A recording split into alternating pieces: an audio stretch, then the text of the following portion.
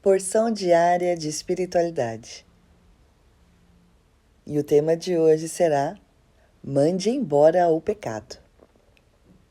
O versículo principal dessa meditação diz o seguinte: pois o salário do pecado é a morte, mas a dádiva de Deus é a vida eterna em Cristo Jesus, nosso Senhor. Romanos capítulo 6, versículo 23. Há uma história muito interessante que podemos aprender com um sapo. Você pode estar se perguntando: com um sapo? Isso mesmo, com um sapo. Veja, se você colocar um sapo em uma panela com água bem quente, ele automaticamente pulará para fora. Mas se você colocar em uma panela com água fria e for esquentando lentamente, o sapo, que se acostumou com o ambiente, sairá somente quando for tarde demais, porque ele se acostuma com o ambiente.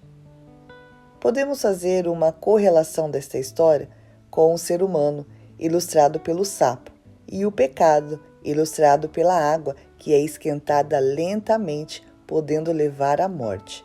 Veja o que disse o apóstolo Paulo a respeito do pecado, registrado em Romanos, capítulo 6, vamos ler dos versículos 12 ao 16, que diz o seguinte: não deixem que o pecado reine sobre seu corpo, que está sujeito à morte, cedendo aos desejos pecaminosos. Não deixe que nenhuma parte de seu corpo se torne instrumento do mal para servir ao pecado, mas em vez disso, entreguem-se inteiramente a Deus, pois vocês estavam mortos e agora têm nova vida. Portanto, ofereçam seu corpo como um instrumento para fazer o que é certo para a glória de Deus. O pecado não é mais seu senhor, pois vocês não vivem sob a lei, mas sob a graça de Deus. Pois bem, uma vez que a graça nos libertou da lei, quer dizer que podemos continuar pecando? Claro que não. Vocês não sabem que se tornam escravos daquilo a que escolhem obedecer?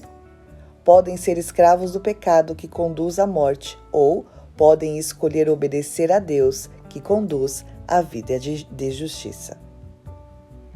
Como lemos, não podemos dar brecha, tampouco podemos se acostumar com uma vida de pecado, pois como está escrito em Romanos capítulo 6, versículo 23, que diz: pois o salário do pecado é a morte, mas a dádiva de Deus é a vida eterna em Cristo Jesus, nosso Senhor.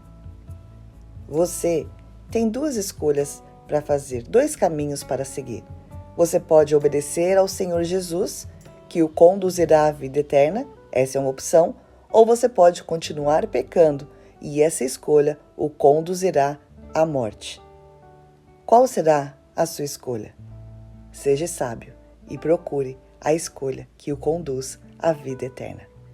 Deus te abençoe.